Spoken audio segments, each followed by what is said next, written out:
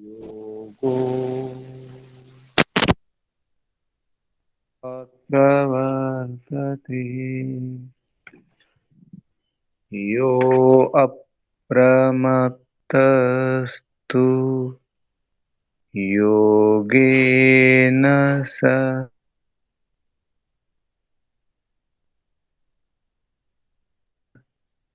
योगे रमते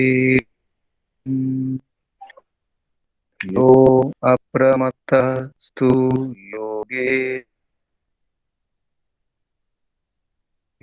रमते चिरम्। ॐ शान्ति शान्ति शान्ति। परम गुरु परम पिता परमात्मा आदिशक्ति परम शक्ति आत्मद बलद ज्ञानद प्राणद मोक्षद। ఓం ఓంకు వందనాలు. ఋషులకు మహర్షులకు యోగులకు మునులకు గురువులకు ఆచార్యులకు వందనాలు. పెద్దలకు మాతాపితలకు శ్రేయోభిలాషులకు మిత్రులకు చరాచర జగత్తుకు వందనాలు. సర్వేభ్యో నమో నమః. ప్రణవ ప్రణామ. ఆత్మ బంధువులారా, శాశ్వత బంధువులారా, ఆత్మీయ బాంధవులారా, మిత్రులారా, సుమిత్రులారా, ముముక్షులారా, మోక్షార్థులారా, మోక్షమే మన లక్ష్యం, మన గమ్యం, మన శాశ్వత స్థానం పరమపిత పరమాత్మని సన్నిధి. ఆ ఆశ్రయములో, ఆ నీడలోనే మనకు శాంతి. ఆత్మలన్నిటికీ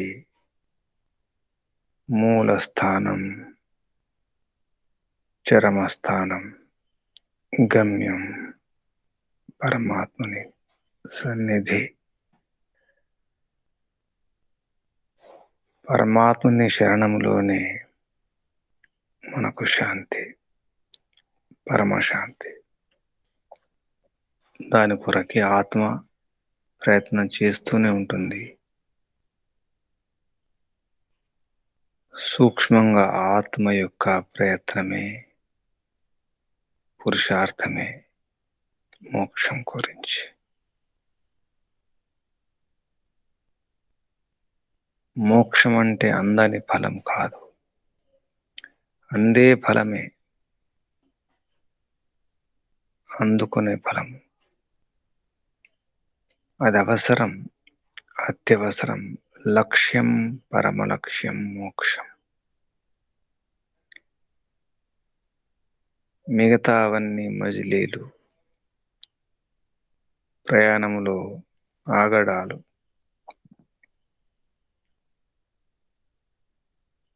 అలసటను తీర్చుకోవడానికి అవసరాలు మధ్యలో అన్నీ వస్తాయి.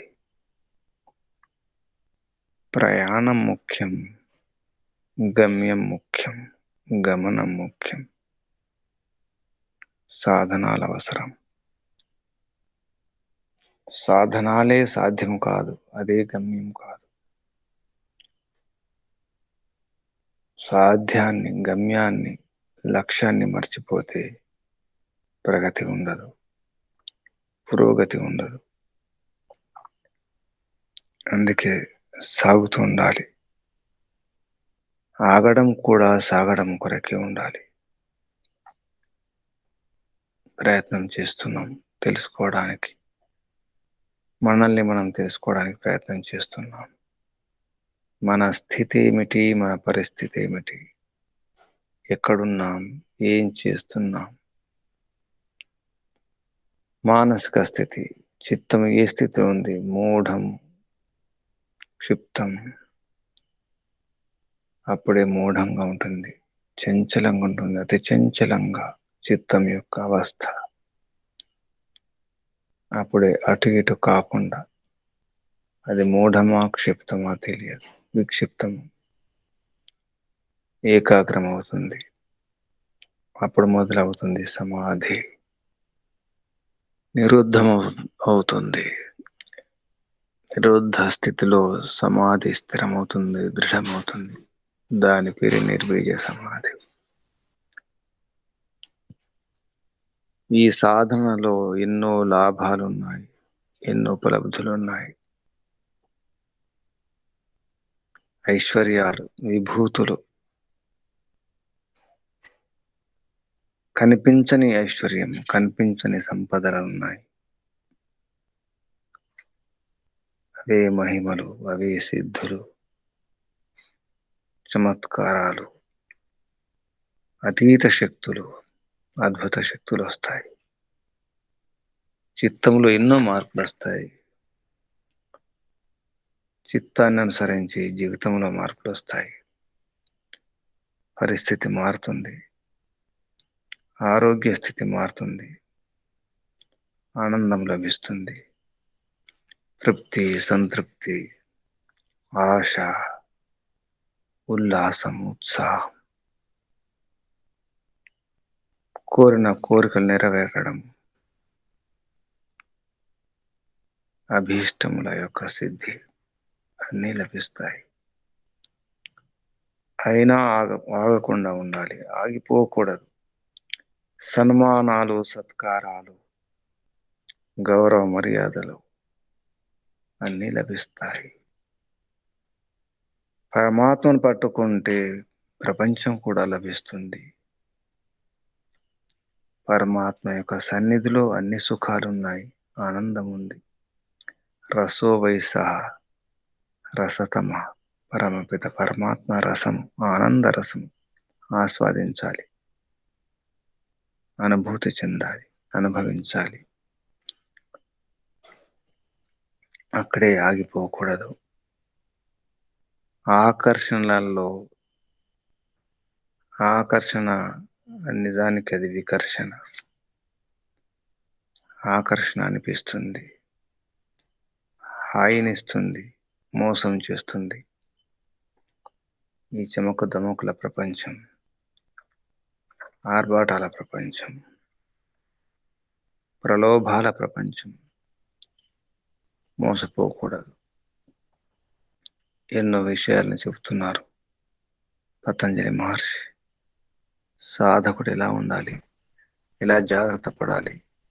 ఈ ప్రయాణములో, ఈ యోగ సాధన మార్గంలో ఎన్నో ఒడిదుడుకులు, ఎన్నో ఇబ్బందులు వస్తాయి, ఎన్నో విఘ్నాలు, ఆటంకాలు వస్తాయి. ఎలా ఎదిరించాలి, ఇలా ఆటంకాలను, అడ్డంకులను దాటాలి, ఇలా ఛేదించుకోవాలి, ఇలా భేదించాలి. ఉపాయాలు చెబుతున్నారు. సమస్య కూడా హెచ్చరించు విధంగా మనల్ని పట్టుకు నడిపిస్తున్నారు పతంజలి మహర్షి. దానికి వ్యాస మహర్షి సరైన భాష్యంతో, వివరణతో మనకు అవగతం చేస్తున్నారు, బోధపరుస్తున్నారు వ్యాస భాషంతో. ఈ విధంగా మనం ముందుకు సాగుతున్నాం. ఎన్నో సంశయాలు, సందేహాలు నివృత్తమవుతున్నాయి. అయినా ఎన్నో సందేహాలు ఉంటాయి, ఎన్నో సందేహాలు ఉన్నాయి కూడా. ఎన్నో భ్రమలు, యోగ భ్రాంతులు, యోగ భ్రమలు. ఎన్నెన్నో అనుకుంటారు, ఏదేది అనుకుంటారు.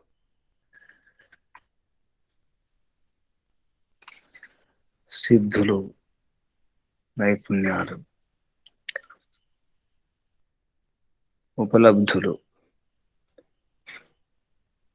సిద్ధిస్తాయి, లభిస్తాయి, లభిస్తూనే ఉంటాయి. అయిన లక్ష్యం చేరుకునేదాకా ఆగకూడదు. ఒంటరిగానైనా సరే ప్రయత్నం చేయాల్సిందే, పురుషార్థం చేయవలసిందే. అందుకు పరమపిత పరమాత్మ అన్ని ఇచ్చినాడు. కావలసిన శక్తి, సామర్థ్యాలు, జ్ఞానం, విజ్ఞానం అన్ని ఇవ్వడం జరిగింది. ఇక మన పురుషార్థమే, ఉపక్రమించడమే, ఉద్యమించడమే. పరమపిత పరమాత్మ న్యాయకారి, దయాలు, పరమ పిత, పరమ మాత, శాశ్వత మాత. త్వం హినా పితా వసో త్వం మాతా శతక్రతో బభూవిత అధాతి సుమ్నమీమహే. మోక్షాన్ని ఇచ్చేది కూడా పరమపిత పరమాత్మే.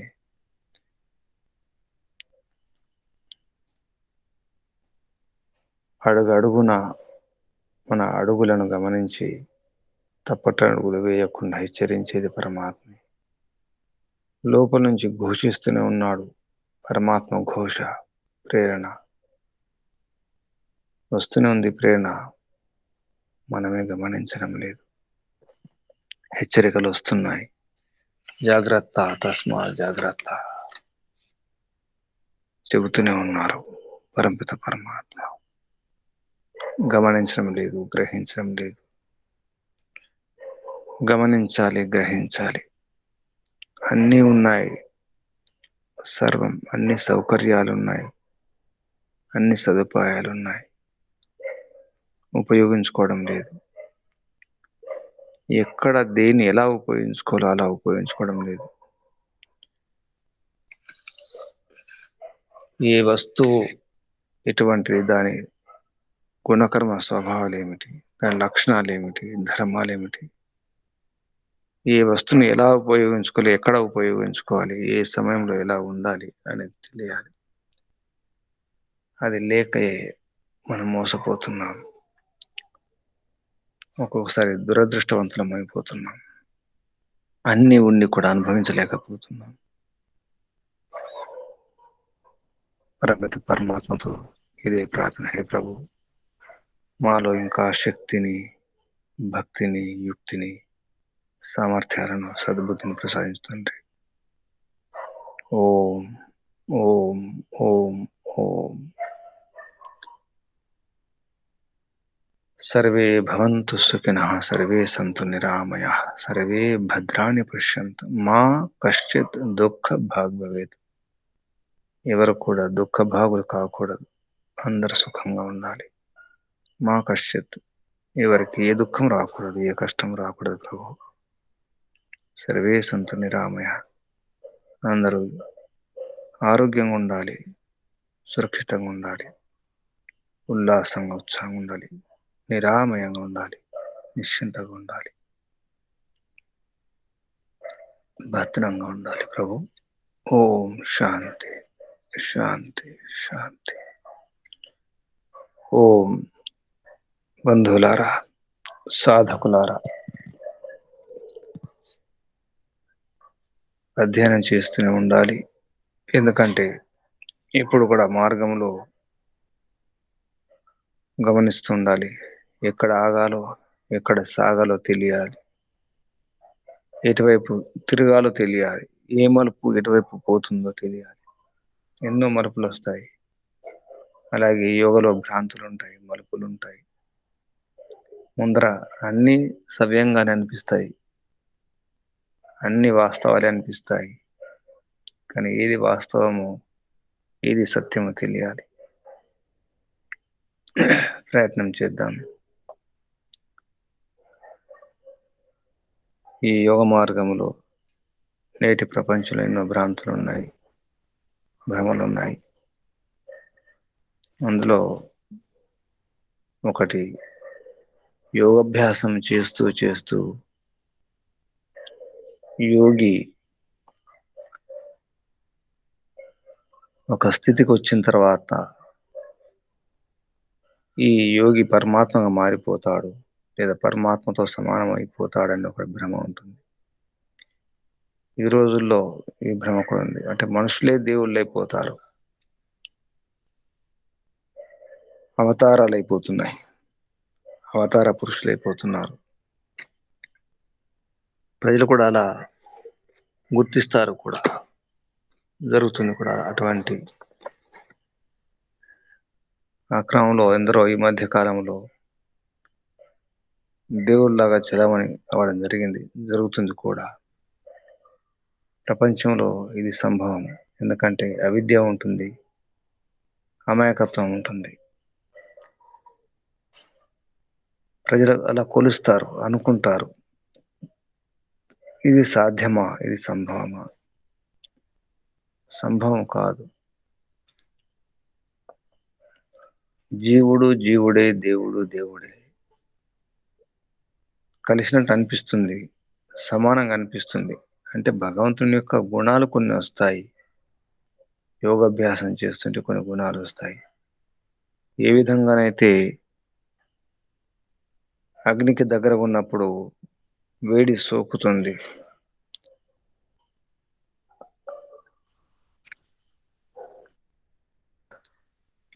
వేడి సోకిన తర్వాత మన శరీరం అంతా అగ్ని అనుకుంటే సరిపోదు. ఆ అగ్ని ఈ శరీరం ఒకటి అనుకుంటే సరిపోదు. ఆ ఉష్ణం, ఆ వేడి సోకడం వల్ల శరీరం వేడి తగులుతుంది. స్పర్శిస్తే ఈ శరీరం కూడా వేడి తెలుస్తుంది. అంత మాత్రాన అగ్ని శరీరం ఒకటి కాదు. లేదా నీళ్ళల్లో పాలు కలిపినంత మాత్రాన నీళ్లు పాలు ఒకటి కావు. ఆ కణాలు నీరు నీరే, పాలు పాలే. నిజానికి నీళ్లను పాలను వేరు చేయవచ్చు. హంసలు నీటిని పాలను వేరు చేస్తాయి. క్షీర నీర న్యాయం. క్షీరము అంటే నీరు, క్షీరం అంటే పాలు, నీరు, క్షీరము నీరము వేరు చేస్తాయి హంసలు, విడదీస్తాయి. లేదా ఆ నీళ్లు కలిపిన పాలను వేడి చేస్తే నీళ్ళు ఎగిరిపోతాయి, పాలు మిగులుతాయి. నీళ్లను పాలను వేరు చేయవచ్చు. పాలలో నీరు కలిపిన తర్వాత పాలు నీరు ఒకటే అనిపిస్తుంది. అలాగే పూర్ణయోగి కానీ, భక్తులు కానీ, మహాత్ములు కానీ భగవంతుని గుణాలు వాళ్ళు ఆపాదించుకోవడం జరుగుతుంది. అంటే భగవంతుని గుణాలు పెంచుకోవడం జరుగుతుంది. ఆ భగవంతుని గుణాలు స్థిరమైనప్పుడు అటువంటి వ్యవహారం చేస్తారు, భగవంతుని యొక్క వ్యవహారం లాగా. అంత మాత్రాన పరమాత్మయే, ఆత్మయే. కొందరు అంటారు ముక్తిని పొందిన తర్వాత ముక్తిలో ఈశ్వరుడు ఈ ఆత్మలు ఒకటైపోతాయని. ముక్తిలో కూడా అంతే. ఈశ్వరుని యొక్క సన్నిధిలో ఆత్మలు ఉంటాయి, ఆనందాన్ని అనుభవిస్తుంటాయి. ఏ ఇంద్రియాలు లేకున్నా, ఏ శరీరం లేకున్నా, ఏది లేకున్నా అన్ని సుఖాలు, అన్ని ఆనందాలు, అన్ని రుచులు అన్ని అనుభవిస్తుంటాయి ఆత్మలు. అది భగవంతుని యొక్క అనుగ్రహంతో. అంతేకాని మోక్షంలో కూడా ఆత్మయే పరమాత్మయే. ఆ విధంగా కొన్ని గుణకర్మ స్వభావాలు సమానంగా ఉంటాయి. ఎక్కువ యోగాభ్యాసం చేసుకున్నప్పుడు, సాత్విక స్థితిగా మారినప్పుడు, ఏకాగ్రావస్థలో, నిరుద్ధావస్థలో, సరళమైనప్పుడు, శుద్ధమైనప్పుడు కొన్ని గుణాలు వస్తాయి, కొన్ని శక్తులు వస్తాయి. అతీంద్రియ శక్తులు అంటే ఇంద్రియాలకు అతీతంగా, ఇంద్రియాలకు సంబంధం లేకుండా కూడా కొన్ని శక్తులు ఉంటాయి. అంతేకాని భగవంతునిలాగా సర్వవ్యాపకుడు కావడం కానీ, సర్వజ్ఞుడు కావడం కానీ, సర్వశక్తివంతుడు కావడం కానీ, సర్వానుభవి, అంతటా అన్ని తెలుసుకోవడం, అన్ని అనుభవించడం కానీ కాదు. బ్రహ్మాండ అధిపతి కాలేడు జీవుడు. సృష్టి నిర్మాణం కానీ, దీన్ని నడిపించడం కానీ, ప్రళయం చేయడం కానీ జీవుడు చేయజాలడు. అన్ని జీవులు, అన్ని ఆత్మలన్నీ కలిసి కూడా ఈ బ్రహ్మాండాన్ని, ఈ జగత్తును నిర్మించడం, నడిపించడం, ప్రళయం చేయడం సాధ్యం కాదు. ఇదొక భ్రమ. శరీరధారులు భగవంతుని అవతారం కాజాలవు. ఆత్మలే పరమాత్మయే. ఇది ఒక భ్రాంతి. భగవంతుని గుణాలు వస్తాయి అంతే, కొన్ని వస్తాయి, అన్ని రావు. ఇక్కడ ఇది అర్థం చేసుకోవాలి. తర్వాత ఇంకొకటి ఏంటంటే, అహింస సిద్ధించిన తర్వాత ఆ యోగి దగ్గర ప్రతి ప్రాణి కూడా వైరభావాన్ని వదిలిపెడుతుంది. ప్రతి వ్యక్తి వైరభావం వదిలిపెట్టి ప్రేమమూర్తులైపోతారు, కరుణామూర్తులైపోతారు అనేది కూడా ఒక భ్రమ ఉంది. నిజంగా అహింస పాటించిన వాడు, అహింస సిద్ధించిన యోగి, ఆ యోగి పట్ల ప్రతి ప్రాణి కూడా తన స్వాభావిక గుణాన్ని మర్చిపోయి, ఉదాహరణకు పాములు గాని, ఈ క్రూర జంతువులు వాటి గుణాలు మర్చిపోతాయి. వైరభావాన్ని విడిచిపెడతాయి అనుకోవడం భ్రమ. ఎప్పుడైతే అహింస సిద్ధించిన యోగి దగ్గర ఉండి దాన్ని అర్థం చేసుకున్న వారు మాత్రమే వైరభావాన్ని వదిలిపెడతారు. ఎంత అహింస సిద్ధించినప్పుడు కూడా యోగుల పట్ల, సాధకుల పట్ల వైరభావం కూడా ఉంటుంది. ఒక్కోసారి ఇంట్లోనే మన బంధువులే, మన మిత్రులే విరోధులైపోతారు. మనం యోగాభ్యాసం చేసుకుంటున్నాం, అహింస పాటిస్తున్నాం, అహింస సిద్ధించింది, మనకు ఏ వైరభావం లేదు, ఏ రాగద్వేషము లేదు. ఆయన ప్రతి ఒక్కరిలో రాగద్వేషాలు పోతాయనుకోవడం భ్రమ. ఇదొక భ్రమ. పోవడం కష్టం. కొంతవరకు పోవచ్చు, అంతా పోదు. మన వ్యవహారం అర్థమైన నాడు వారు అర్థం చేసుకుంటే అది. అలాగే జంతువులు కూడా కొన్ని రోజులు మన దగ్గర ఉండి మన ప్రేమను అవి గమనించినప్పుడు, మనం ప్రేమ చేసినప్పుడు మారే అవకాశం ఉంది. అది అవకాశం ఉంది అంతే. కానీ ప్రతి ప్రాణి అలాగే మారుతుందనడానికి వీల్లేదు. వాటి యొక్క స్వాభావిక గుణాలు ఉంటాయి, అవి పూర్తిగా మారవు. మన ప్రేమను అర్థం చేసుకున్నప్పుడే, మన అహింస యొక్క ఆ సాధనను అర్థం చేసుకున్నప్పుడే మారుతాయి, లేకపోతే మారవు. పూర్వజన్మ సంస్కారాలను బట్టి కూడా ఉంటుంది. సత్సంగము, స్వాధ్యాయము వీటి యొక్క ప్రభావం వల్ల అర్థం చేసుకున్న వాళ్ళే మారుతారు. అర్థం కాని వాళ్ళు విరోధకుడు అవుతారు. రెండూ ఉంటాయి. మంచి మాటలు చెబుతున్నాం, మనం ప్రశాంతంగా వ్యవహారం చేస్తున్నాం, ప్రేమతో వ్యవహారం చేస్తున్నాం, అయినా కొందరికి రుచించవు. అదే వికటిస్తుంది. ఒక్కోసారి మన ప్రేమ కూడా వికటిస్తుంది, మంచితనం కూడా వికటిస్తుంది. అప్పుడు దుష్టులకు దూరంగా ఉండడమే, లేదా దుష్టులను దూరంగా ఉంచడమే. దుష్ట ప్రాణులైనా, దుష్ట మనుషులైనా దూరంగా ఉండడము, దూరంగా ఉంచడము చేయాల్సి వస్తుంది.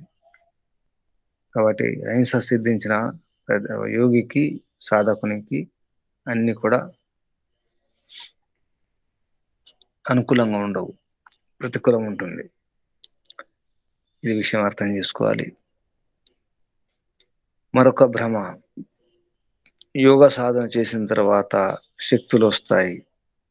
ఎందుకంటే సాత్విక వృత్తి ఉంటుంది.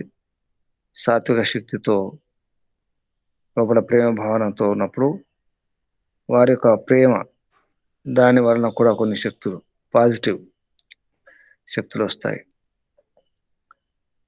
ఆ శక్తులతో ఇతరుల తలపైన చేయి పెట్టినప్పుడు ఆ ఇతరులు ఎవరైతే ఉన్నారో వారి యొక్క మనోబలం పెరుగుతుంది, లేదా వారి కొన్ని సిద్ధులు మన ధ్యాన బలంతో, యోగ బలంతో వారిని మార్చొచ్చు అని కూడా ఒకటి ఉంది.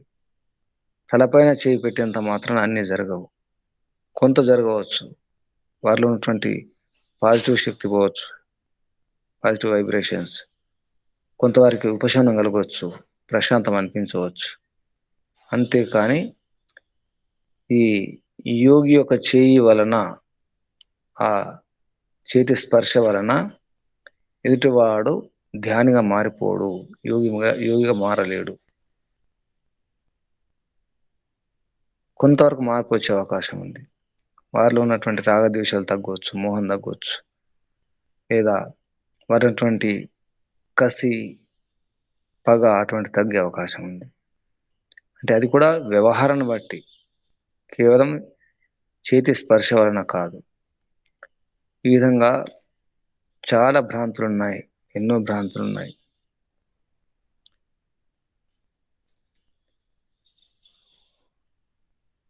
బయట ప్రచారం ఉంటుంది, నేను పరమాత్మను చూసినాను అనేవారు. నా కన్నులతో, నా చర్మ చక్షువులతో పరమాత్మను చూసినాను అనే వారు కూడా ఉన్నారు. చర్మ చక్షువులతో పరమాత్మ ఏదో చూడజాలరు. ఎందుకంటే పరమాత్మకు కళ్ళతో చూడడానికి అది వస్తువు కాదు, అది పదార్థము, జడ పదార్థం, కనిపించే పదార్థం కాదు. ఈ చర్మ చక్షులతో చూసినప్పుడు కనిపించింది ఏమిటి? ఒక ఆకారం. నిజానికి పరమాత్మకు ఆకారమే లేదు. స్థూలమైనటువంటి ఈ వాయువు, ఈ గాలికి ఆకారం లేదు. గాలిని మనం కళ్ళతో చూడలేము, ఆకాశాన్ని చూడలేము.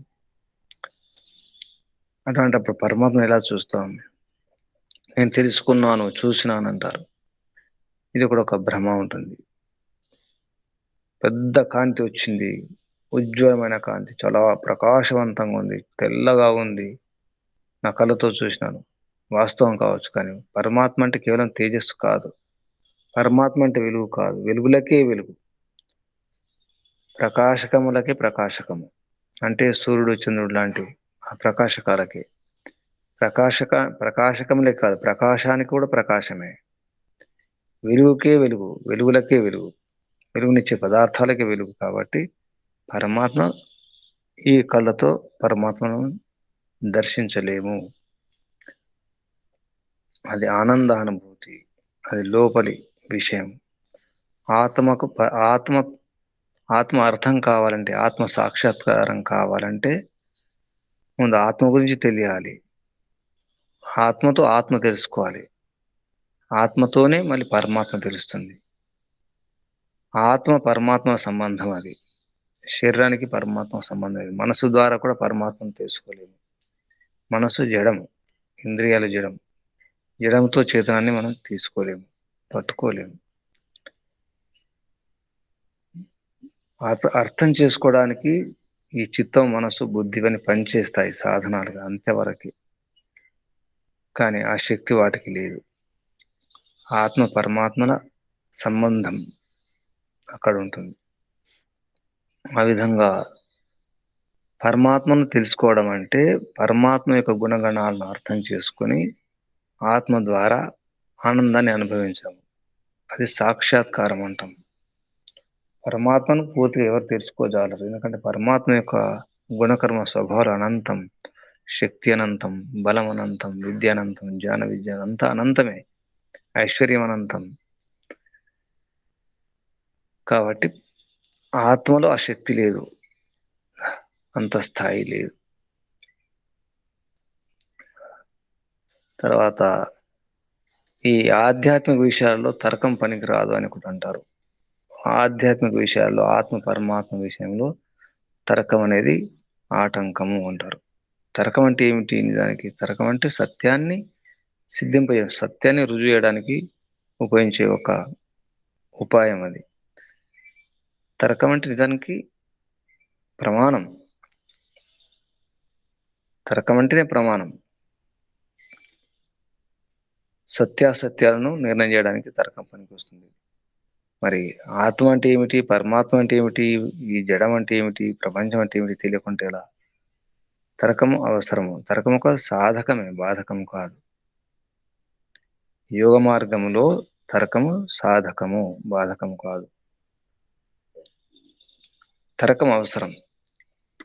ఇక్కడ ఆశ్రమంలో రాసి పెడతారు, ప్రశ్నించకండి, ప్రశ్న అడగకండి, సందేహాలు అడగకూడదు అంటారు. ముందు అక్కడ బోర్డు రాసి పెట్టేస్తారు, తర్కం చేయకండి, తర్కం సత్యానికి విరోధి అంటారు. తర్కం సత్యానికి విరోధి కాదు, తర్కం సత్యానికి బలాన్ని ఇస్తుంది. సత్యమని, ఇది సత్యం, ఇది అసత్యం రుజువు చేసేది తర్కం, ధర్మాధర్మాన్ని తెలియజేస్తుంది. కాబట్టి ఇది ఒక ఉపయోగకరమైనటువంటి సాధనము. ఇది కూడా ఒక భ్రమ ఉంది. కొన్ని ఆశ్రమాల్లో రాస్తారు, కొన్ని కార్యక్రమాల్లో ముందు రాసి పెడతారు, ఈ వేదిక మీద ఎవరు ఏమి అడగకూడదు, చెప్పింది వినడమే, వింటూ ఉండండి. తర్వాత ఇంకొక భ్రమ ఏంటంటే, మన చేయి చూసి, హస్త సాముద్రిక, చేయి ఎవరు చనిపోతారు, ఎలా చనిపోతారు అని చెబుతారు కొందరు. నీకు ఇంత ఆయుష్ ఉంది, ఈ ఆయుష్ రేఖలు ఉంటాయి.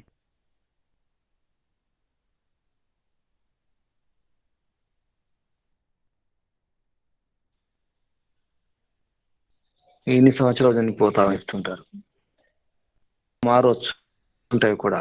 చిన్నప్పుడు ఉన్నటువంటి గీతలు ఎప్పుడు ఉండకపోవచ్చు. ఈ అరచేతుల గీతలు శాశ్వతం కాదు. నేను సుమారు 30 ఏళ్ళ నుంచి నా చేయిని గమనిస్తున్నాను. చాలా రేఖలు మారినాయి, ఎన్నో మారిపోయినాయి.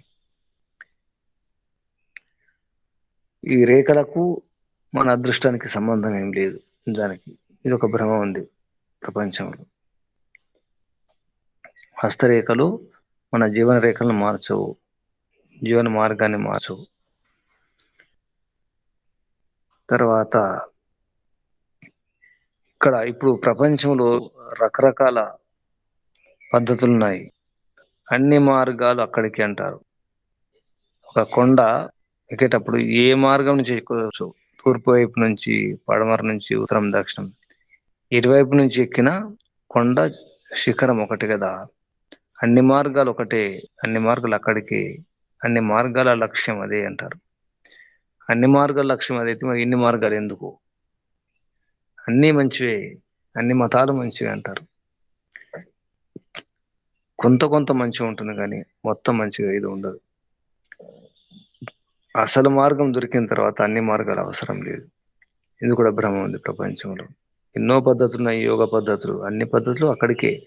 ఎందుకంటే యమ, నియమ, ఆసన, ప్రాణాయామ, ప్రత్యాహార, ధారణ, ధ్యాన, సమాధి అన్నీ ఉన్నాయి కదా. ఏ మార్గం ద్వారా వెళ్ళొచ్చు ఎక్కడికైనా. ఏ ఏ మార్గం, ఏ సాధన ఉపయోగించుకోండి అంటే ప్రతి అంగం కూడా యమముల ద్వారా, అందులో అహింస ద్వారా కూడా మనం యోగాభ్యాసం చేసుకోవచ్చు. ఒకటి చాలు, అహింస. లేదా సత్యాన్ని ఆచరిస్తే చాలు, బ్రహ్మచర్యం పాటిస్తే చాలు, లేదా శౌచం పాటిస్తే చాలు, సంతోషం ఉంటే చాలు. ఒకటొకటే సరిపోతుంది. అన్నీ అక్కడికే, లక్ష్యం ఒకటే. ఇది కూడా పొరపాటే. కొండ శిఖరాన్ని చేరుకోవడానికి అన్ని మార్గాలు కాదు, సరైన దారి ఒకటే ఉంటుంది, సరళమైన మార్గం ఒకటే ఉంటుంది. ఎన్నో మార్గాలు కంటకాలతో, ముళ్ళతో, పొదలతో, రాళ్లతో ఉండే అవకాశం ఉంది. కానీ మార్గం వేయబడి ఉంది, సరళమైన మార్గం, ఏ ముళ్ళు లేని మార్గం కూడా ఉంది. ఆ మార్గం వైదిక మార్గం, వైదిక యోగ మార్గం, పతంజలి యోగ మార్గం ఉంది. ఎన్నో యోగ మార్గాలు ఉన్నాయి కానీ ఎన్నో ఉండవు, నిజానికి ఒకటే ఉంటుంది. నాణ్య పంథ విద్యతే అయనాయ, వేరే పంథ ఉండదు. మోక్షం పోవడానికి ఒకే ఒకే దారి ఉంది. ఆ దారి ఒకే దారి, 4 దారులు లేవు, 4 మార్గాలు, 4 ద్వారాలు లేవు. ఇది అర్థం కావాలి. తర్వాత ఈ ధ్యాన పద్ధతులు కూడా రకరకాల ధ్యాన పద్ధతులు ఉన్నాయి ప్రపంచంలో, రోజు రోజుకు పెరిగిపోతున్నాయి. అలాగే ప్రాణాయామాలు, జపాలు, అన్ని ఏ జపం చేసినా అన్ని భగవంతుని నామాలే కదా. ఏ నామంతో అయినా జపం చేయవచ్చు అంటారు. నిజానికి భగవంతుని నామాలు ఉన్నాయి. అవన్నీ కూడా భగవంతుని యొక్క గుణ, కర్మ, స్వభావాలను తెలియజేసే నామాలు, శబ్దాలు. భగవంతుని అంటే ఇటువంటిది, భగవంతుని యొక్క శక్తి ఇది, భగవంతుని యొక్క పని ఇది, కర్తవ్యం ఇది చెప్తాయి. భగవంతుని గుణాలను తెలియజేస్తాయి. అనేక నామాలు, అనంత కోటి నామాలు ఉన్నాయి. కానీ అసలు జపము ఓం జపమే. తజ్జపస్తదర్థ భావనం తస్య వాచక ప్రణవ. ఓం క్రతోస్మర, ఇవన్నీ ప్రమాణాలు. ఓం ఖం బ్రహ్మ, ఓంనే స్మరించండి, ఓం జపమే. ఓం ఓం ఓం. మనకు స్వాధ్యాయం అంటే చెప్పడం జరిగింది. స్వాధ్యాయం అంటే మోక్ష శాస్త్రానం అధ్యయనం, ప్రణవ జపం. మోక్ష శాస్త్రాల అధ్యయనం, ప్రణవ జపము, ఇది స్వాధ్యాయం. స్వాధ్యాయంలో కూడా ఇదే విషయం ఉంది. ప్రణవ జపమే, ఓం జపమే జపము. నిజానికి భగవంతుని నామాలతో చేసే జపం కాదు, అవి కోరికలు మనకు కావాలి. ఓం ఆనంద అంటాం, ఓం ఆనందాన్ని అడుగుతున్నాం, ఆనందం కావాలి, నాలో ఆనందం లేదు, ఆనందం కావాలని ఒక కోరికను గుర్తు చేస్తున్నాం, అది జపం కాదు. జపం కేవలం ఒకటే, ఓం జపమే. ఇది అర్థం కావాలి. ఇలా ఎన్నో భ్రాంతులు ఉన్నాయి. జపం పేరుతో, ధ్యానం పేరుతో, సమాధి పేరుతో. సమాధి అంటే కొందరు ఒక గది కట్టుకొని లేదా భూగృహంలో ఒక చేసుకుని అక్కడ ఉండిపోతారు. చివరికి అదే సమాధి అంటారు. సమాధి కట్టుకుంటే సమాధి లభించదు. ఏ యోగాభ్యాసం చేయకుండా, ఏ యమనియమాదులు పాటించకుండా, ఏ సాధన చేయకుండా కేవలం గది కట్టుకుని అందులో ఉండిపోతే అది సమాధి కాదు. ఇలా సమాధి పేరుతో కూడా చాలా భ్రమలు ఉన్నాయి ప్రపంచంలో.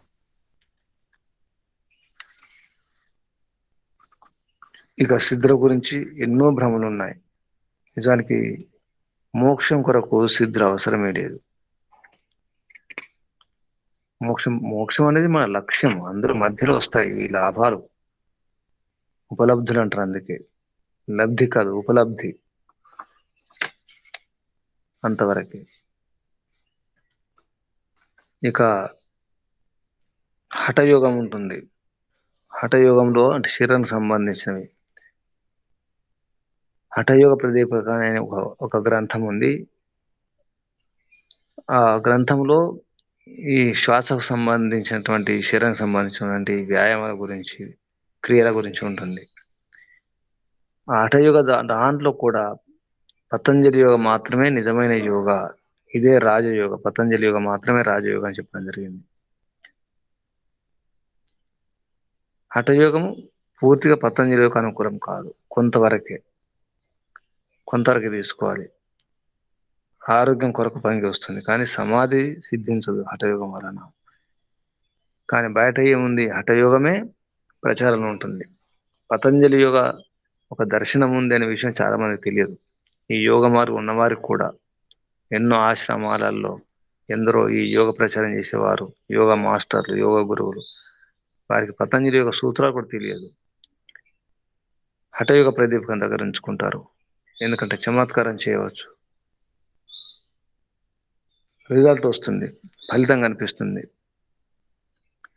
హఠయోగ ప్రదీపకను మహర్షి దయానంద వారు 3వ సముల్లాసంలో ఈ యోగ విషయంలో హఠయోగ కాదు, పతంజలి యోగాన్ని పట్టుకోండి అని చెప్పడం జరిగింది. హఠయోగ వైదికం కాదు, దానివల్ల కొన్ని వికృతులు వస్తాయి, విపరీత పరిస్థితులు, విపరీతంగా ఫలితాలు ఉంటాయి. కాబట్టి హఠయోగ వలన రకరకాల సమస్యలు వస్తాయి. నిజానికి ఎన్నో దాని యొక్క దోషాలు ఉన్నాయి. హఠయోగ చేసిన వారు మోక్షం పొందలేరు, సమాధి పొందలేరు, మానసిక ప్రశాంతంగా ఉండలేరు. అటువంటి స్థితి ఉంటుంది. అదే రజోగుణం సంబంధించినటువంటి వ్యవహారం హఠయోగం. శరీరంలో బలం పొందవచ్చు, శారీరక బలం అటువంటి వస్తాయి, చమత్కారం చేయడానికి పనికి వస్తుంది. కానీ సమాధికి, మోక్ష ప్రాప్తికి పనికిరాదు హఠయోగము. హఠయోగ ప్రదీపిక బయటంతా ఇదే ప్రచారంలో ఉంటుంది. ఇది గమనించాలి. ఇది ఒక భ్రాంతి. నిజానికి యోగ అంటే హఠయోగనే. మరొక యోగులు ఇప్పుడు రామదేవ్ బాబా గారు కూడా హఠయోగ క్రియలే ముఖ్యంగా, దాని ద్వారా చమత్కారం చేయడం జరిగింది. కానీ అసలు పతంజలి పేరు, కానీ జరుగుతుంది హఠయోగమే. ఇది కూడా భ్రమనే. ఇంకొక భ్రమ, ఆడవారు మోక్షం పొందలేరు, ఆడవారు యోగులు కాలేరు, యోగినులు కాలేరు అని.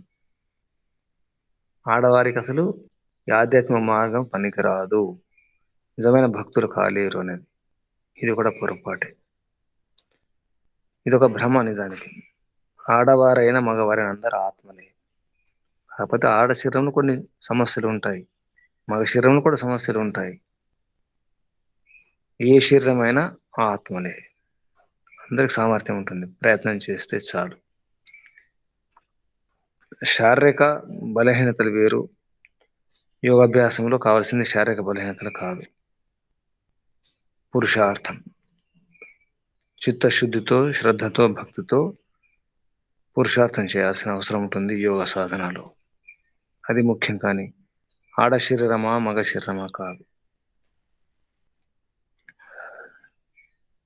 ఇక కేవలం గాలిని పీల్చుకుంటూ జీవించడం అనేది నిజానికి అది కూడా ఒక భ్రమ. మనం బయట చూస్తాం. అసలు ఈ మాతాజీ, ఈ బాబా గారు అసలు ఏమాత్రం ఆహారం తీసుకోరు, నీరు కూడా త్రాగరు, ఏ పళ్ళు తీసుకోరు, పళ్ళ రసాలు తీసుకోరు, కేవలం వాయుభక్షణ చేస్తారు అంటారు. వాయుభక్షణ చేయడం వల్ల, వాయుభక్షణ అందరు చేస్తారు, అందరికి అవసరమే. ఆహారం తీసుకోకపోవచ్చు, కానీ ద్రవ రూపంలో తీసుకొని జీవిస్తుంటారు. ద్రవ రూపంలో కూడా నీరు కూడా త్రాగరు అనేది అది భ్రమ. నీళ్ళు తీసుకోవచ్చు, నీళ్ళతో తేనె కలిపి తీసుకోవచ్చు, పళ్ళ రసాలు తీసుకోవచ్చు, ఆ రకంగా తీసుకుంటే జీవించవచ్చు, సమస్య లేదు, అక్కడ సందేహం లేదు. కేవలం గాలిని పీల్చుకుంటూ ఆ గాలిని భక్షిస్తూ ఉండడం అనేది జరగదు. ఇది ప్రకృతి విరుద్ధం. ఇది కూడా ఒక భ్రమ ఉంటుంది. బయట మనం చూస్తుంటాం, వింటుంటాం, ఏవి తీసుకోరు, ఆయన హాయిగా జీవిస్తున్నారని చెప్పేసి. ఇక సమాధి స్థితి పొందినప్పుడు ఎన్ని కష్టాలైనా, ఎంత నొప్పిన భరిస్తారనేది దానికి కొంతవరకు వాస్తవం. సమాధి స్థితి యోగాభ్యాసంలో కష్టాలను, నష్టాలను భరించే శక్తి వస్తుంది. చిన్న చిన్న చీమలు కొడితే భరించవచ్చు, దోమలు కొడితే భరించవచ్చు, చిన్న చిన్న ధ్వనులను భరించవచ్చు, కానీ కొంతవరకే. అది ఎలా ఉంటుందంటే, మూర్ఛ స్థితిలో ఏమైనా తెలియదు. ఎనస్థీషియా ఇచ్చినప్పుడు, మత్తు మంది ఇచ్చినప్పుడు శరీరంలో ఆపరేషన్ చేసే ముందు ఆ అవయవాన్ని కోసిన మనకు తెలియదు. అటువంటి స్థితి సమాధి స్థితి వస్తుందంటారు. కొంతవరకు వస్తుంది అది, కానీ పూర్తిగా కాదు. ఆకలిని, దప్పికలను, నొప్పులను, ఈ శీతోష్ణలను ఓర్చుకునే శక్తి వస్తుంది, కొంతవరకు వస్తుంది. అంతవరకే సాధ్యం, మొత్తం సాధ్యం కాదంటున్నారు. సమాధి స్థితిలో ఉన్నప్పుడు మేకులు కొట్టిన ఏం కాదు, ఆ చేయిని కోసిన ఏం కాదు అని అంటారు. భరించే శక్తి వస్తుంది, సహించే శక్తి వస్తుంది, కానీ మొత్తం కాదు నిజానికి. ఇది కూడా ఒక భ్రమ, సమాధి పట్ల ఉండే భ్రమ అన్నమాట.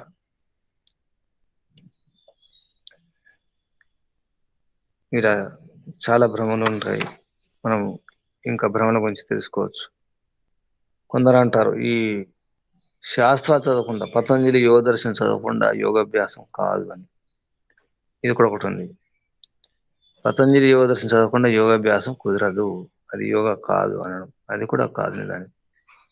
పతంజలి యోగ దర్శనం చదివినారా లేదా ముఖ్యం కాదు, వేదాంగాలను అధ్యయనం చేసినారా లేదా ముఖ్యం కాదు, వేదాంగాలకు అనుకూలంగా ఆ జ్ఞాన విజ్ఞానాన్ని దాన్ని అనుసరించి యోగాభ్యాసం చేస్తున్నారా అనేది ముఖ్యం ఉంటుంది. ఇది ఒక భ్రమ ఉంది. వేదంగాలు మొత్తం ఉపంగాలు, అన్ని అంగాలు చదివిన తర్వాతే, అన్ని మంత్రాలు, సూత్రాలు కంఠస్థం అయిన తర్వాతే యోగాభ్యాసం అవుతుంది అనేది. సూత్రాలు, మంత్రాలు కంఠస్థం కాదు, ఆ జ్ఞాన విజ్ఞానాన్ని దానికి అనుకూలంగా మనం వ్యవహారం చేస్తాం లేదా.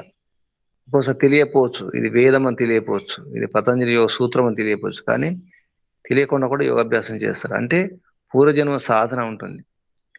ఏదో ఒక జన్మలో తప్పకుండా ఈ పద్ధతిలో సాధన చేయడం ఒకటి ఉంటుంది.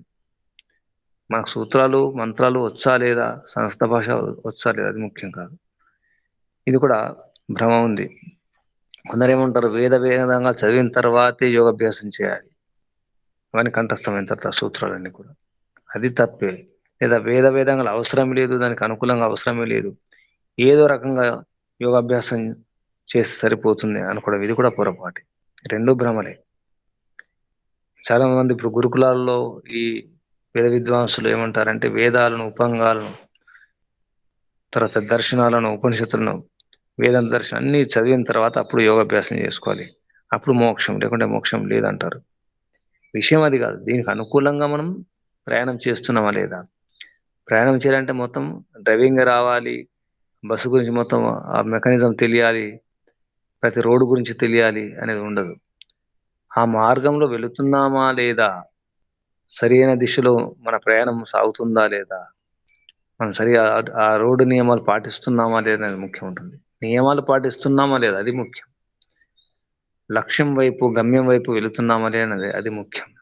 అలాగే ఇది, దానికి మొత్తం డ్రైవింగ్ రావాలి, మెకానిజం రావాలి, బస్సు గురించి తెలియాలి, ట్రైన్ గురించి తెలియాలి, ఆ విమానం గురించి తెలియాలని ఏం లేదు. 2 రకాల భ్రమలు ఉన్నాయి. ఈ విద్వాంసులు, ఈ పండితులు ఇలా చెప్పుకుంటారు. మేము వేదాంగాలు అధ్యయనం చేసినాం కాబట్టి మేము యోగాభ్యాసం చేయగలుగుతాం, మీరు యోగాభ్యాసం చేయలేరు అని చెప్పేసి ఇలా కూడా ఉంటుంది. ఈ పండితుల్లో, విద్వాంసుల్లో ఇది ఒక భ్రమ ఉంది ఇప్పుడు కూడా. ఇలా చాలా భ్రమలు ఉన్నాయి. కొన్ని భ్రమల గురించి చెప్పుకున్నాం.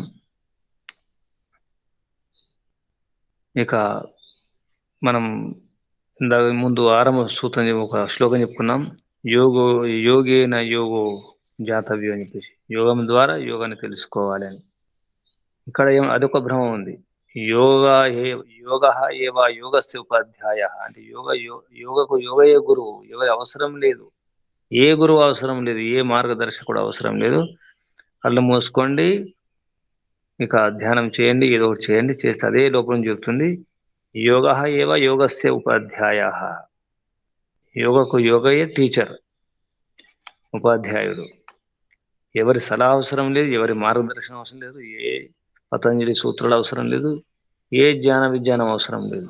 కళ్ళు మూసుకొని కూర్చొని ఇలా తోస్తలా చేసుకుంటూ వెళ్ళిపోండి, అదే మార్గదర్శనం చేస్తుంది యోగా. ఇది ఒక భ్రమ ఉంది. ఇక్కడ చాలా భ్రమలు ఉన్నాయి.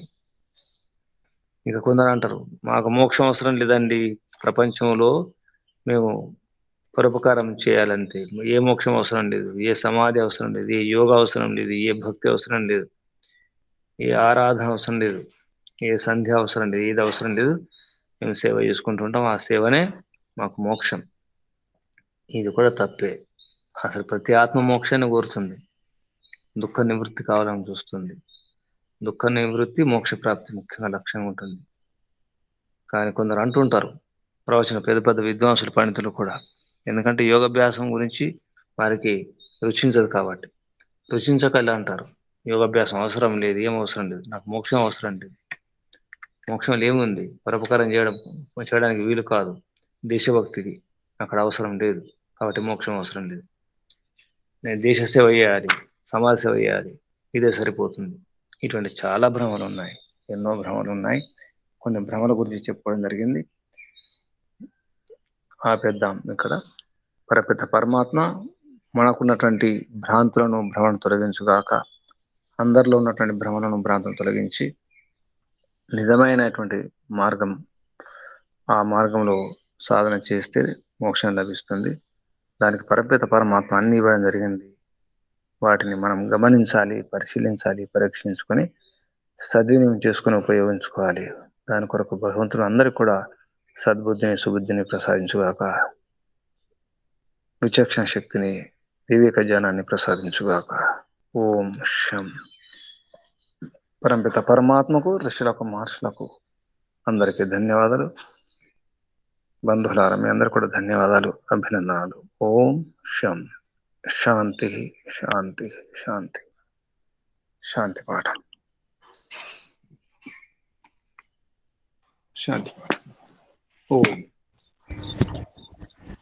ఓం శాంతిరంతరిక్షం శాంతి, పృథివీ శాంతిరాప శాంతిరోషధయ శాంతి, వనస్పతయ శాంతిర్విశ్వే దేవాః శాంతి, బ్రహ్మ శాంతి, సర్వం శాంతి శాంతిరేవ శాంతి, సామా శాంతిరేధి. ఓం శాంతి శాంతి శాంతి. సర్వేభ్యో నమో నమః. నమస్తే గురుజీ, ధన్యవాదాలు. ఓం. ఇంకేమైనా భ్రమలు ఉంటే చెప్పండి. నాకు తెలిసిన భ్రమల గురించి చెప్పడం జరిగింది. ఇంకేమైనా భ్రమలు ఉంటే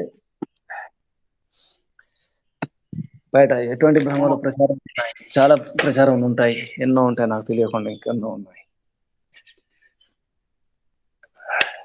చెప్పండి. ప్రణామాలు గురుజీ. చెప్పండి. ఓ, ఇవాళ మీరు ఈ కన్క్లూషన్ చాలా అద్భుతంగా ఉంది. యోగ సాధన చేసే వాళ్ళే ఎన్నో భ్రమలు గురవుతారు, ఆ భ్రమల్లో పడొద్దని చెప్పారు.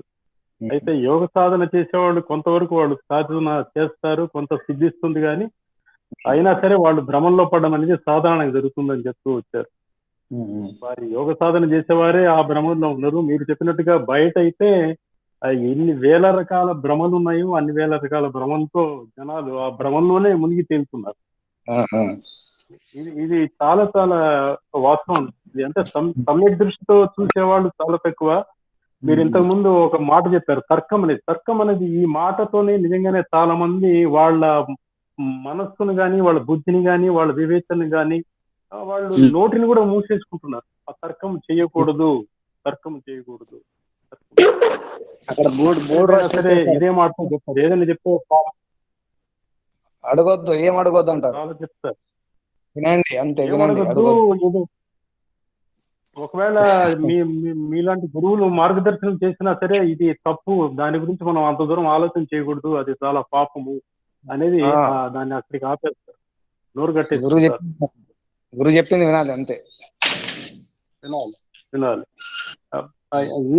ఈవెన్ ఇప్పుడు ఈ షిరిడి ప్రవేశము వాటి గురించి కూడా అటువంటి మాటలు చాలా వచ్చాయి. షిరిడి ప్రవేశమే సర్వ పాపహారము మాటలు చాలా మంది చాలా ప్లేసెస్ వాళ్ళు అన్వయిస్తున్నారు. ఈ ప్రవేశమే సర్వపాపహారము అంతే మాట్లాడతారు. చాలా భ్రమలైతే చాలా ఉన్నాయి. ఇప్పుడు తిరుమలకు పోయినప్పుడు కూడా నేనుగా కొంతమంది తెలిసిన వాళ్ళకైతే కొద్దిగా క్లోజ్ గా నేను క్వశ్చన్ చేస్తుంటాను. మనం తిరుమలకు పోయారు, మీరు మనం పెట్టుకొచ్చారు, ఏమని అడిగితే చాలా అద్భుతమైన దర్శనం జరిగింది మాకు, ఇంకా పాలు జన్మకాలంగా జరిగింది, అద్భుతమైన అంటారు. నేనంటాను, సపోజ్ మీకు వెంకటేశ్వర స్వామి నిజంగానే అక్కడ మీకు కనిపించి మీ చేయి పట్టుకుని ఆపితే, దర్శనమిచ్చి మీ చేయి పట్టుకుని ఆపి నా దగ్గర ఉంటారా అంటే మీరు ఉంటారా? లేదు నాకు చాలా పనులు ఉన్నాయి, నాకు అక్కడ మా అమ్మాయి పెళ్లి ఉంది, లేదా మా అబ్బాయిని హాస్టల్లో చేర్చాలి, అది చేర్చాలి, ఇది చేర్చాలి, ఏదో నీ దగ్గరికి వచ్చాము అంతవరకు అంటారు. కానీ పరమాత్ముడు అక్కడ ఉన్నాడని చెప్పి నువ్వు ఆయన దగ్గరికి చేరడానికి ఉండడానికి కూడా ఇష్టపడవు. అంతే, అది వాస్తవం. ఈవెన్ తిరుమలలో కూడా అంత గొప్ప క్షేత్రం అని భావించే తిరుమలలో అక్కడున్న ఉద్యోగులే వాళ్ళు దేవుడికి భయపడకుండా, దేవుడు ఉన్నాడని భయపడకుండా వాళ్ళు చాలా అన్యాయాలకు పాల్పడుతూ ఉంటారు, వాళ్ళు దౌర్జన్యాలకు పాల్పడుతుంటారు, అక్రమ సంపాదనకు పాల్పడుతుంటారు, అక్కడ హుండీలో డబ్బులు దోచుకోవడానికి, బంగారం దోచుకునే ప్రయత్నం చేస్తుంటారు. నాకు అనిపిస్తుంది వాళ్ళకే లేదు అక్కడున్న ఉద్యోగులకు స్వామీజీలకు కూడా ఒక రోజు శాలరీ ఆపితే వారు పనిచేస్తారని నాకు డౌట్. అది ఇక్కడ ఇంకొక చిన్న విషయం గురూజీ, ఏకం సత్ విప్రా బహుదా వదంతి అనేది చాలా ఎక్కువగా మన దేశంలో వాడుతూ వస్తున్నారు. ఏకేశ్వరోపాసన అని మనం చెప్పుకుంటున్నాము, ఏకేశ్వరోపాసన అనేది సత్యము, కానీ ఏకం సత్ విప్రా బహుదా వదంతి అదే ఆ వాక్యం మీదనే మన దేశం మొత్తం మీద యూనిటీ ఇన్ డైవర్సిటీ ఇటువంటి పదాలన్నీ వాడుతున్నారు.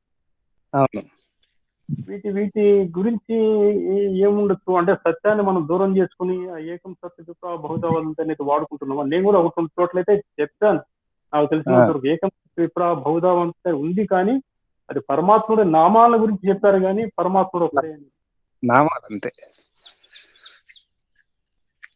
ఏకమైన శబ్దం చెప్తుంది, ఏకమైన శబ్దం భగవంతుడు ఒక్కడే, నామాలు అనేకం, గుణకర్మ స్వభావాలు అనేకం. దాన్ని అంటే ఇప్పుడు ఈ రకరకాల మనకున్నటువంటి దేవతామూర్తుల విషయమే చెప్పుకుంటూ వస్తారు మామూలుగా. అట్లా అన్వయం అలా జరుగుతుంది. అంటే ఇంద్రమ యజ్ఞం మాతరిస్వాన మాకు అని మనకు వేదాల్లో చెప్పిన పదాలను తీసుకోకుండా ఉన్న దేవతామూర్తులకు అన్వయించి ఏకం సత్ విప్రాహ బహుదా వదంతి అంటారు. అసలు విప్రులు బహుదా వదంతి ఎందుకు చెప్పాలని నాకు వచ్చింది కూడా. విప్రా అంటే ఇక్కడ విప్ర అంటే విద్వాంసులు అని అర్థం వస్తుంది, విద్వాంసులు అని అర్థం. విప్ర అంటే విద్వాంసులు అని అర్థం. వారు కూడా భగవత్ తత్వాన్ని ఇప్పుడు మనకు వేదాల్లో చెప్పినట్టుగా భగవత్వాన్ని ఒకే తత్వాన్ని చెప్పకుండా ఎందుకు దాన్ని రకరకాలుగా అంటే ఇప్పుడు అంటే దాన్ని వాక్యాన్ని దుర్వినియోగం జరుగుతుందో అనిపిస్తున్నారు. అవును బ్రో, సరైనటువంటి సాధన బ్రో ఎలా ఉందంటే సాధన లేదు, భక్తి లేదు. వారు భక్తి గురించి మాట్లాడతారు, సరైనటువంటి అసలు అవగాహన శబ్దాల గురించి, భాష గురించి రాదు, ఆయన భాష గురించి మాట్లాడతారు. ఇప్పుడు ఎలా ఉంటుంది, ఇప్పుడు ఉదాహరణకు యోగా చిత్తవృత్తి నిర్వాహం ఉంది అనుకోండి, ఇప్పుడు ఇక్కడ ఇది చెప్తున్నాడు, పెద్ద భ్రాంతి ఇప్పుడు కూడా చెప్తున్నది. యోగా చిత్తవృత్తి నిరోధ అంటే చిత్తవృత్తులను నిరోధించడమే యోగా. ఇక్కడ నిరోధం అంటే ఏంటి? తెలుగులో ఏం రాస్తారు?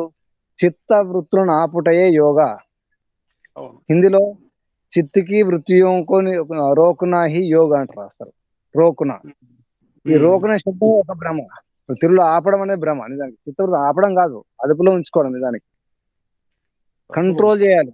కంట్రోల్ చేయడం అనేది, నిరోధం అనేది కంట్రోల్ అర్థం వస్తుంది. దాని ధాతు రుధాది గణంలో, ధాతుపాఠం రుధాది గణంలో మొట్టమొదటి శబ్దం ఇదే, రుధిర ఆవరణే. అంటే కంట్రోల్ చేయాలి. చిత్తవృత్తి అంటే ఆలోచనలు కంట్రోల్ చేయాలి, నియంత్రణలో ఉంచాలి. అది యోగా. ఇదేమంటారు? అసలు మనసులో ఎటువంటి ఆలోచన రాకుండా మొత్తం బ్లాంక్, ఖాళీ అయిపోవాలి. మనసు అంతా ఖాళీ కావడమే యోగా. బట్ ఇదే ప్రచారం ఉంది. మనసులో ఖాళీ, ఏ ఆలోచన రాకూడదు, భగవంతుని ఆలోచన రాకూడదు, ఏ ఆలోచన రాకూడదు. అది సాధ్యం కానే కాదు, సంభవం కాదు.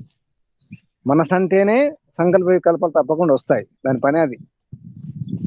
ఇటువంటి భ్రమలు ఎన్నో ఉన్నాయి. అంటే సరైనటువంటి అవగాహన లేదు, మరణం చింతనం లేదు, అధ్యయనం లేదు, భాష తెలియదు. నిరోధ అనేది తెలుగు పదం కాదు, అది సంస్కృత పదం. నీ అనేది ఉపసర్గ, ప్రిఫిక్స్. రుజ అనేది అది వర్డ్. తెలియాలి కదా, ధాతువు ఇది, రూట్ వర్డ్ ఇది ప్రిఫిక్స్, ఇది ఉపసర్గ, దాని అర్థం ఇది అని తెలియదు. తెలుగులో నిరోధం అని నిరోధం అనేస్తారు. తెలుగు నిరోధం వేరు, సంస్కృతం నిరోధం వేరు, అర్థం వేరు, మూలం అర్థం అలా సంస్కృత ఉంటుంది. పదాల్లో కూడా 4-5 అర్థాలు ఉంటాయి ఒక పదానికి అని చెప్పి విన్నాను నేను. భారతదేశం నుంచి జర్మనీకి పోయిన వెంకటేశ్వర శాస్త్రి గారు అని చెప్పి వారు ఒక పదానికి సంస్కృతంలో 4 అర్థాలు చెప్పేవారు కానీ విన్నాను ఆ మధ్య. దానివల్ల కూడా ఇప్పుడు మీరు అన్నట్టు ఒక పదానికి ఒక అర్థం కాకుండా ఇంకొక అర్థం తీసుకుంటే మొత్తం మారిపోతుంది.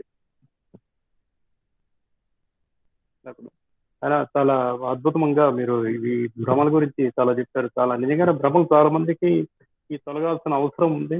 మా యోగులు కూడా గమనించాల్సిన అవసరం చాలా ఉంది. ధన్యవాదాలు, ప్రణామాలు.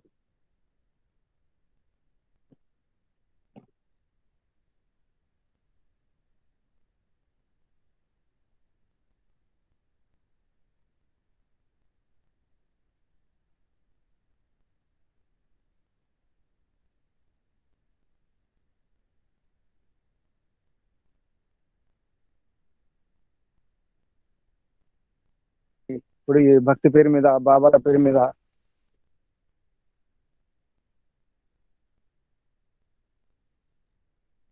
టీవీలో కూడా చాలా